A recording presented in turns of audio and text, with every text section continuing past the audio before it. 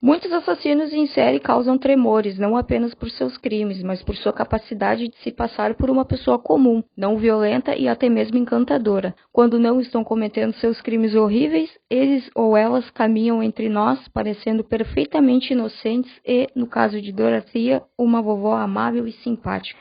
Oi, meus queridos amados, lindos e lindas. Eu sou a Gabriela Taurino e fiz mais um videozinho aí pra nós desgraçar a cabeça e pensar que velhos também matam. Fica comigo até o final aí, dá aquele like maroto, se inscreve pra ver, porque essa história é faca na bota.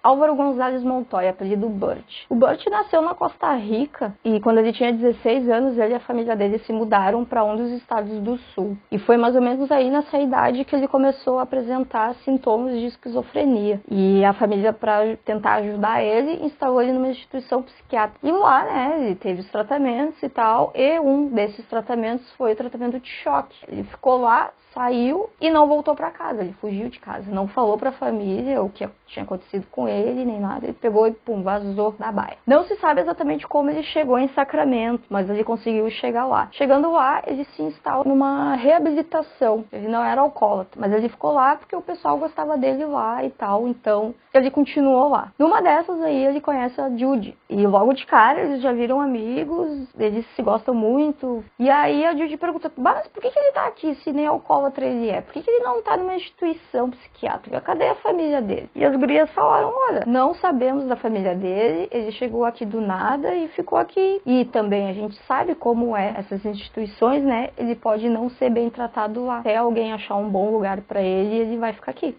Lá em Sacramento, tinha um lugar que todo mundo falava muito bem desse lugar, que ele era comandado, apresento-lhe a vocês, Dorothea Puente. Sim, vou falar Dorothea porque é um saco ter que estar falando Dorothea. Dorothea era amada por todo mundo, político, vizinho, mulher da padaria, todo mundo. Ela fazia doações para as campanhas dos políticos, ela fazia doação de roupa, vocês vão lembrar disso depois. Ela fazia doação para caridade, ela... Quarta ou quinta-feira ela fazia burrito e distribuía pela vizinhança, ou seja, aquela vizinha tua, vozinha, que tu passa pela rua assim, dá um tchau e ela tá lá cultivando as rosas no pátio. Os clientes lá dela moravam embaixo e ela dormia em cima, né? Os clientes que eu digo é o quê? Alcoólatras, pessoas com deficiência mental, resumindo, pessoas esquecidas pela sociedade. É isso, é que vocês me entendem. Morador de rua, essas pessoas assim. E essas pessoas, elas não tinham contato com a família. Muitas delas não tinham nem família mais. Então, tipo, era elas por elas. Assim. E o pessoal, eles recebiam um cheque da Previdência. E era com esse cheque e alguns trocados que eles conseguiam, às vezes, na rua, que eles conseguiam pagar o aluguel. Judy e Burt, então, foram lá ver a casa para ver qual é que era do lugar, para ver se era tudo isso mesmo que todo mundo falava. E para conhecer também a Dorothea, né? Chegando lá, a Dorothea foi um amor de pessoa, mostrou ali tudo, como é que funcionava. Aí conheceram um dos moradores, o John Sharp. Vocês deixaram o like aí? Toda essa força. E o John, ele pegou e disse que lá era muito bom de se morar, tinha várias vantagens. E Dorothea também dizia que ela era financeiramente independente. Não fazia aquilo por pagamento nem nada, ela fazia aquilo porque ela queria ajudar. Judy e Burt, então, conversaram ali, né, entre eles. O Burt também curtiu a casa, achou bem interessante. Então, eles decidiram que a partir daquele dia o Burt ia começar a morar ali. E também ia receber cheques da Previdência. Só que como ele não tinha contato com a família, ele não podia receber, ele tinha que ter alguém ali responsável por ele.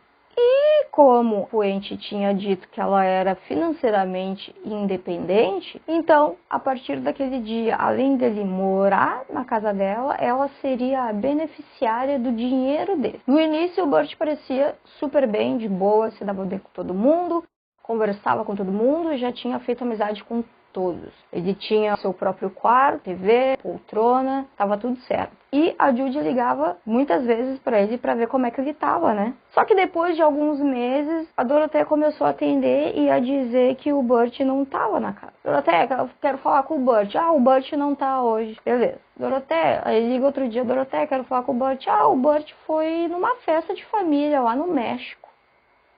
acho que volta na sexta-feira que vem. Sexta-feira, Judy ligava. Doroteia, o Burt voltou? Não, acho que ele volta semana que vem. E aí ficava nessa. Até que um dia a Judy pegou e... Porra, não posso falar isso aqui no YouTube.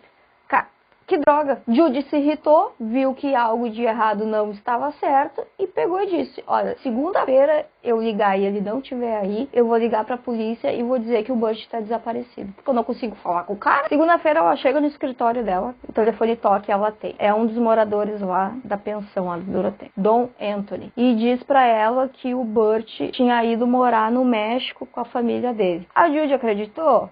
Não. Claro que não, né? Óbvio. Judy foi falar com John Sharp, foi uma das primeiras pessoas que ela conversou lá na casa, né, quando ela esteve lá. John, o Burt ainda vive aí? E ele disse, não, ele não vive mais aqui. Beleza. John, a família do Burt veio buscar ele pra ir morar no México com eles de novo? Ninguém foi pro México. Beleza. Judy então fez uma última pergunta. John, aí onde tu mora tem algo de errado? E ele disse, tem. Tem algo de errado e ela tem cavado covas. Dorothea Puente nasceu como Dorothea Gray em Redlands, na Califórnia, no ano de 1929. Teve uma infância difícil, pais morreram ali relativamente cedo, né, quando ela era jovem, e os primeiros crimes que ela cometeu foram lá no sul da Califórnia. Foi condenada por falsificação de cheque. Mackenzie ajudou que a Dorothea conheceu num boteco para beber ali juntos e tal. No final da noite ele levou ela pra casa. Chegando lá, na casa dele, ele passa mal e vai se deitar. Ele não conseguia se mexer, mas ele conseguia ver tudo que acontecia ali ao redor dele. E foi aí que ele viu Dorothea roubando ele. Ele ficou assim porque ele tinha tomado entorpecente. Aí esse entorpecente que ele tomou, ele não conseguia se mexer, mas ele conseguia ver tudo que acontecia ao redor dele. No dia seguinte, foi na delegacia e ela foi presa. E nesse meio tempo, ela se passava por enfermeira, cuidadora de idosos, coisa arada. Ela dava entorpecente pra todo mundo e, ó, pegava tudo que era deles. Joias, cheque, dinheiro, tudo que era de valor pra ela, ela pegava. E por que a gente sabe que é todos que ela dava isso pra todos? Porque todo mundo falava os mesmos sintomas. Todo mundo dizia exatamente a mesma coisa que o outro dizia. Nisso aí, tudo, Dorothea foi presa. Ela confessou 5 crimes e pegou 5 anos de prisão estadual. E a prisão dela foi noticiada, né? Foi, tipo, passou na TV, passou no jornal. E junto com a notícia, eles colocaram um nome, Bill Wood, que foi o responsável pela prisão dela. No dia seguinte, Bill Wood recebe a ligação de um homem dizendo, viu teu nome no jornal e eu acho que Dorothea Puente envenenou a nossa mãe. Ruth Monroe, ela trabalhava há 13 anos já numa farmácia e ela tava saindo com um cara lá chamado Harold. Eu acho que eles moravam juntos, na real. E aí o Harold, ele levava a Ruth pra vários picos, assim, levava pra bar, pra restaurante, pra lanchonete, churrascaria, cafeteria. E o Harold conhecia a Dorothea, porque a Dorothea trabalhava em meio período no Flame Club. Foi aí então que ela e a Ruth se conheceram. Logo que se conheceram, a Ruth gostou da Dorothea e ambas ali, né, ficaram amigonas. E aí depois de um tempo, a Dorothea falou pra ela, quer saber? Pode me chamar de vovó. E a Ruth, ela tinha uma grana guardada, né? E a Dorothea, ela ficava falando sempre que queria montar uma cafeteria. Ai, quero ter uma cafeteria, quero fazer isso, quero fazer aquilo. E, pum, quando vê, Ruth e Dorothea montaram a cafeteria junto. Ficaram sócias ali e tal. E de tempos em tempos, a Dorothea falava pra Ruth, Ruth, não tá entrando cliente, estamos ficando sem grana. E a Ruth sempre botava grana. Nesse meio tempo, o Harold vai a óbito. E a Ruth, como ela não queria morar sozinha, Puente, o que ela fez? Quem acertava ganhar vários nados. A gente ofereceu a casa dela, né? Porque ela era muito... Ela gostava de ajudar os outros. Ruth vai e começa a morar com Dorothea, sendo assim, colegas de casa. E o Bill, que era filho da Ruth, ele ia todo dia lá ver a mãe dele. E tava tudo muito bem, até os 3 últimos dias da Ruth. Teve um dia que ele chegou lá e viu ela com um copo na mão. E ele estranhou, porque ela não bebia, ela não podia beber, ela era alérgica à bebida. A bebida fazia mal pra ela. Questionou ela, por que tu tá tomando isso aí? Ela, não. A Dorothea me deu pra me acalmar, porque a gente fechou o restaurante, ela administrou isso aqui pra eu ficar mais calma. No dia seguinte, ele foi ver a mãe dele de novo, olhou ali por baixo ali, não viu ela, perguntou, Dorothea, onde tá minha mãe? Ah, ela subiu, ela não tá se sentindo muito bem. Se eu fosse tu, eu nem subia. E ele, não, eu vou subir e vou ver minha mãe. Subiu, viu a mãe dele lá deitada, com o olho aberto, assim. Ficou conversando com ela não falava nada. E aí ela começou a chorar, falou, mãe, não fica assim, as coisas vão se ajeitar. tá, né? A Doroteia tá aí, ela é enfermeira, ela sabe o que ela tá fazendo. Deu um beijo na mãe e saiu. 6 horas da manhã do dia seguinte, a irmã do Bill liga pra ele e diz que a mãe deles tinha falecido. A Doroteia ligou pra irmã do Bill e disse, ó, vem buscar as coisas aí da mãe de vocês. Aí eles foram lá, a irmã e o Bill, né? Aí chegando lá, eles achavam que eles iam pegar tudo que era dela, né? Joia, cheque, grana, tudo normal. Não, ela só entregou uma bolsa vazia pra eles. A Ruth, ela tinha joia, cheque, dinheiro, ela tinha muitas coisas. E eles só pegaram uma bolsa vazia. Doroteia aqui, ó, ela limpou até a conta conjunta que elas tinham juntas. Doroteia ligou pro legista e disse, ó, Ruth se suicidou. E quando eles foram fazer a autópsia, eles encontraram uma quantidade absurda de drogas no sangue dela. Só que como todo mundo sabe, eu, tu, ele, vós, nós, todo mundo sabe que não tinha como testar certas coisas naquela época. Não tinha como saber se ela foi envenenada ou não. Então eles acabaram dando o laudo como se ela tivesse se suicidado. Depois que Doroteia foi solta em 1985, ela decidiu fazer as coisas um pouco diferente, porque ela não podia mais ser enfermeira ou cuidadora de idosos. Então ela resolve administrar um abrigo, que é onde essas pessoas iam, né? E ela não só administrava esse abrigo, ela administrava também as drogas, os remédios, ela administrava tudo ali, os cheques, a grana que eles pegavam, tudo era ela quem administrava. E vocês lembram que o John Sharp disse pra Judy que ela cavava muito? A Judy, quando foi falar com os policiais, ela pegou e disse, quando foram lá, vocês o levem em paz. Foi um policial lá conversar com ela sobre o Burt, e ela disse pra ele a mesma coisa que ela dizia pra Judy quando ela ligava. Inclusive todos na casa, né, diziam a mesma coisa, que ninguém sabia dele e tal, que ele foi morar com a família, e ela nunca mudou o depoimento dela em relação a ele. Quando esse policial tava saindo da casa dela, o John Sharp entrega um bilhete pra ele, e nesse bilhete dizia, ela quer que eu minta pra você. Depois disso, John Sharp, ele foi chamado até a delegacia pra responder algumas perguntas, né, porque aquele bilhete era meio suspeito. E se hidratem, porque faz bem.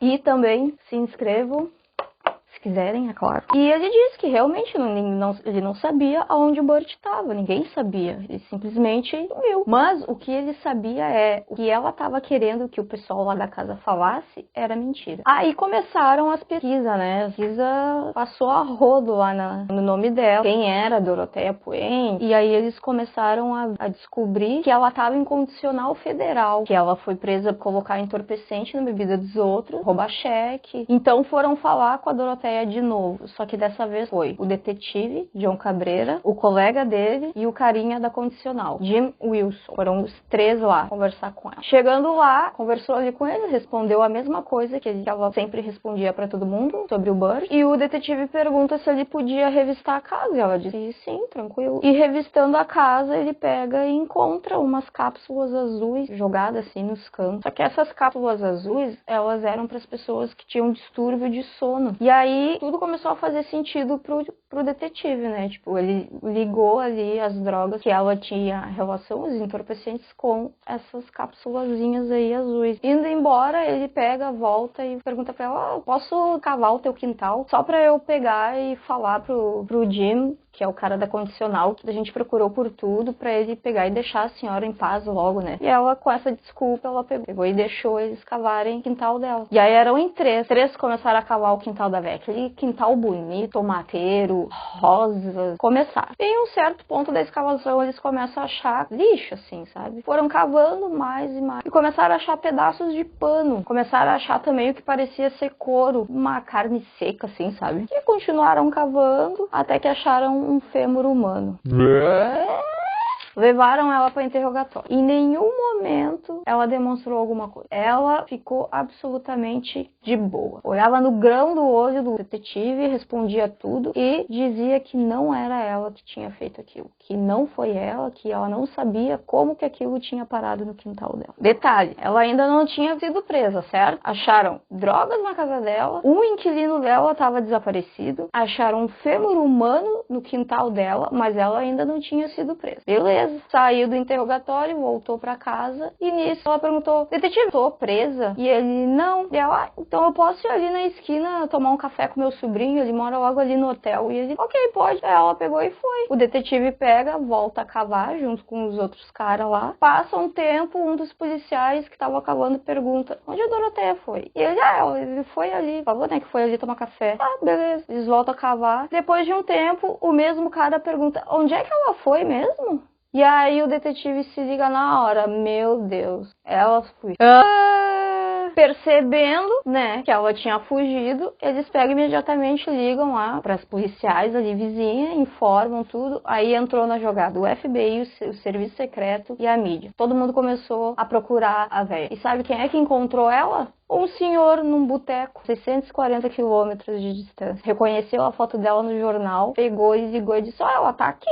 Tá, foram lá, pegaram ela, trouxeram ela de volta. Nesse meio tempo aí acharam um corpo, né, bem robusto, bem grande. E não restava dúvida de que era o corpo de Burt. Aí chegou a hora de entrar em casa, revistar, passar o pente fino dentro da casa. E entrando na casa, eles viram um calendário assim na parede. E aí viram ali que ela escreveu: tal dia o Burt saiu. Eu acho que na cabeça dela, ela pensou que se alguém fosse procurar por ele dentro da casa e visse aquilo, talvez a pessoa visse: ok, nesse dia ele saiu. Então tá tudo certo, ele deve ter saído mesmo. E vocês devem estar se perguntando, né? Eu me perguntei quando eu tava vendo a série. Inclusive essa série, ela tá na Netflix, ela é um compilado de vídeos que é... eu esqueci o nome agora, mas eu vou deixar aqui na descrição. Sei, cara, como é que essa véia não foi presa antes?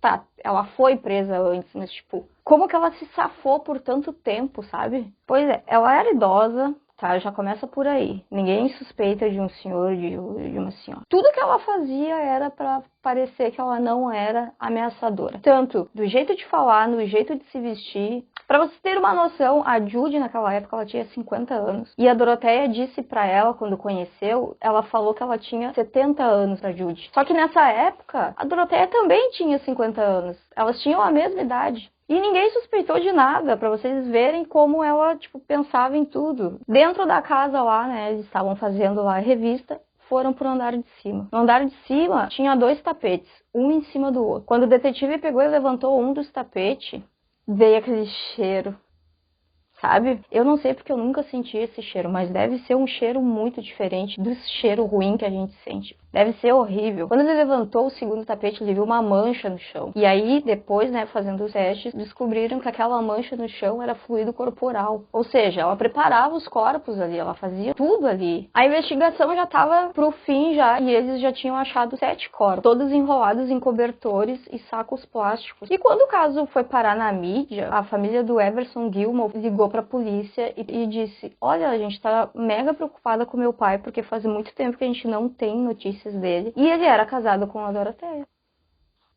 Everson Gilmore, ele trocava cartas com Doroteia Puente quando ela estava presa, quando ela pegou aqueles 5 anos de prisão. E nas cartas, ela dizia pra ele que queria recomeçar do zero, queria ser uma pessoa melhor. Ela saiu da prisão e eles foram morar juntos. Terceira, quarta semana depois que eles foram morar juntos, ela pega e mata ele. Enrola num cobertor, num saco, bota numa caixa e larga na beira do rio. E vocês acham que acabou? Não acabou.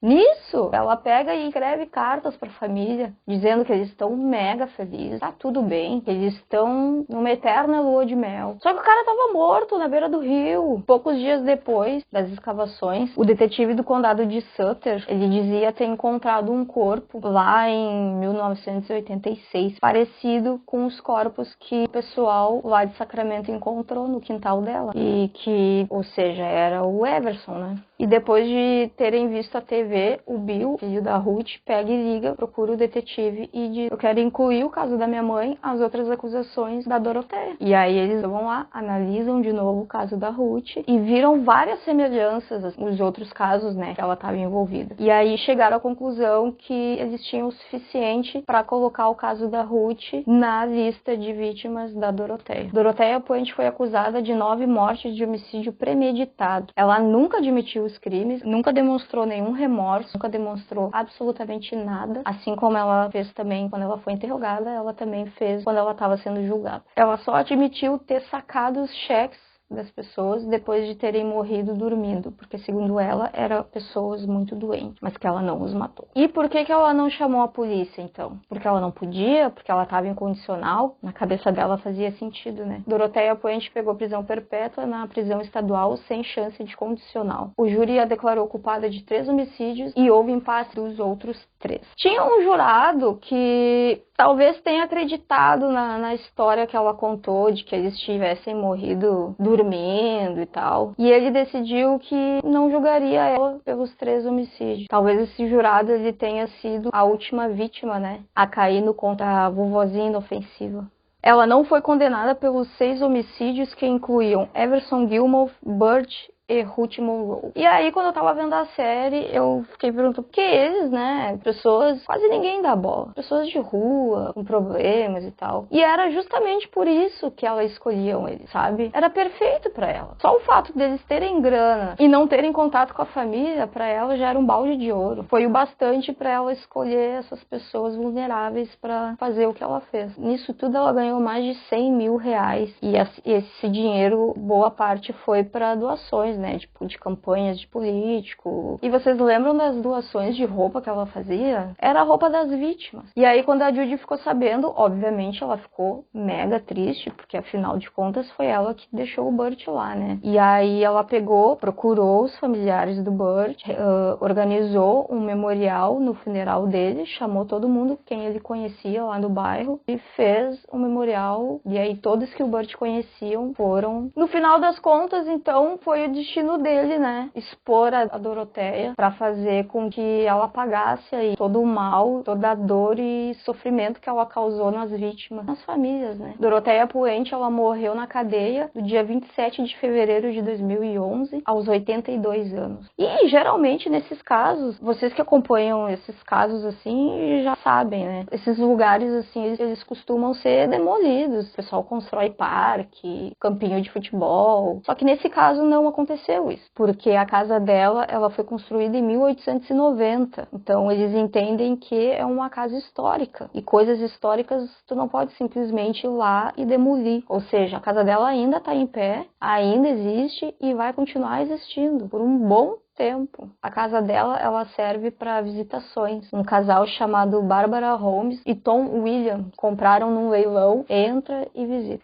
Então é isso, gurizada, mais um videozinho aí, muitos de vocês já conhecem essa história, né, uma história já balhada aqui no YouTube, mas como eu já tinha um roteirinho pronto, resolvi fazer. Espero que tenham gostado, comentem aí se vocês concordam que esse casal aí fazendo, se vocês acham realmente que deveria ser demolida a casa, ou não por ser histórica. Eu, na minha opinião, acho que deveria ser demolida, foda-se se é histórica ou não.